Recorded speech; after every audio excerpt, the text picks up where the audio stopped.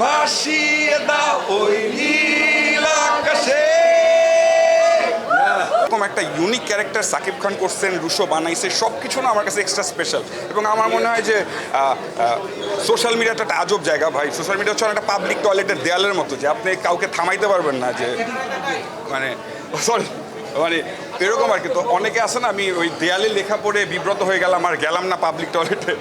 Rockstar নিয়ে যেটা প্রথমে বলতে চাই সেটা হচ্ছে, আমরা আমাদের মানে থাকে না যে হৃদয় দিয়ে প্রত্যেকটা গান বানিয়েছি। এমন না যে আসলে গান শুধুমাত্র গান গাওয়ার জন্য, ওকে, এমন না যে শুধুমাত্র গানের জন্য গান বানাইছি। প্রত্যেকটা গান আসলে যে অনেক সাধনার ফসল এই গানগুলো। এবং আমি জানি না, ধরেন খারাপ লাগুক ভালো লাগুক এটা আপেক্ষিক, কিন্তু আমার মনে হয় যে প্রত্যেকটা গান আপনার সাথে ক্যারি করবে, এই গানটা আপনার সাথে থাকবে।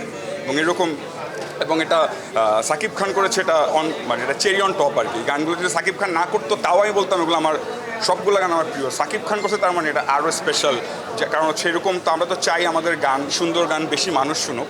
32 ইঞ্চি জেভিকো টিভি এখন মাত্র 15,000 টাকায়, সাথে পাচ্ছেন 3 বছরের প্যানেল ওয়ারেন্টি। যখন সাকিব খান এটা রিপ্রেজেন্ট করে তখন আসলে বাই ডিফল্ট বেশি মানুষের কাছে যায়।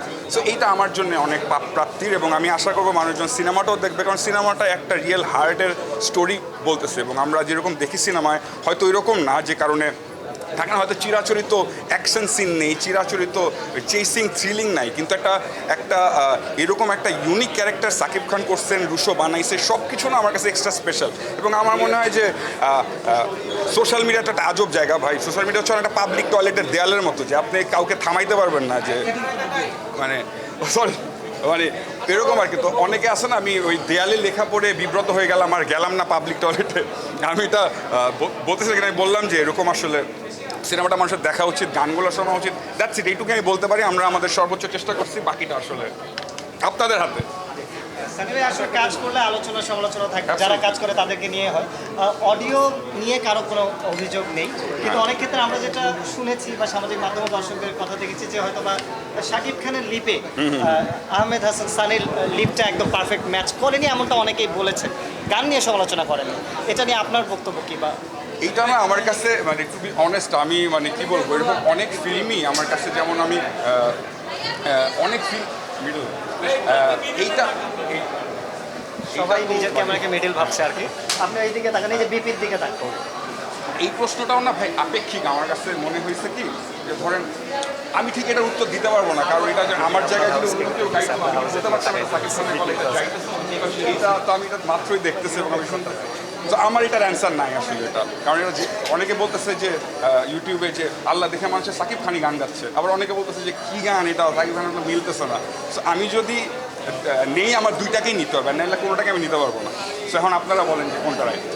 এখন আমি যেটা বলতে চাই, আমাকে উড়িয়ে দাও, এটা আমরা 2 লাইন শুনতে চাই। আমার আমি আমাকে উড়িয়ে দাও গাইতে পারবো না, প্লিজ প্লিজ। হ্যাঁ, একটু সবাই বলছে, সবাই বলছে। আর্টিস্টরাও বলছে।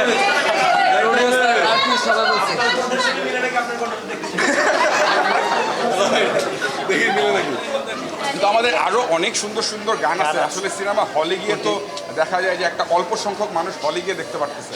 তো আমি আশা করবো রকস্টার টিমের কাছে, রুশোর কাছে, সবার কাছে যে গানগুলো যাতে আসলে আরও ছাড়ে। এবং আমি বললাম না যে আমার একটা কনভিকশন আছে যে প্রত্যেকটা গান আসলে মানে থাকে না হৃদয়গ্রাহী গান, এবং গানগুলো বাংলা লিটারেচারের সাথে যেমন জড়িত, বাংলার গানের সুরের সাথে যেমন জড়িত, মানে এবং it is so original, so rooted in Bangla music. So আমি এটাই বলবো যে গানগুলো নিয়ে আমি এক্সাইটেড। আমি চাই মানুষজন গানগুলো শুনুক। এবং আপনারা যেহেতু আমাকে গান গাইতে বলতেছেন 2 লাইন, আমি তো একটু লাজুক টাইপ, আমি রকস্টার টাইপ না, আমি একটু শাই। সো পারবেন আপনি, আমরা আছি। কোন পার্টটা, লাস্টের পার্টটা? কোরাস পার্টটা যদি একটু। আমাকে উড়িয়ে দাও, আমাকে উড়িয়ে দাও, আমাকে ভাসিয়ে দাও ওই নীল আকাশে। Thank you. আমরা একটু ভাইয়া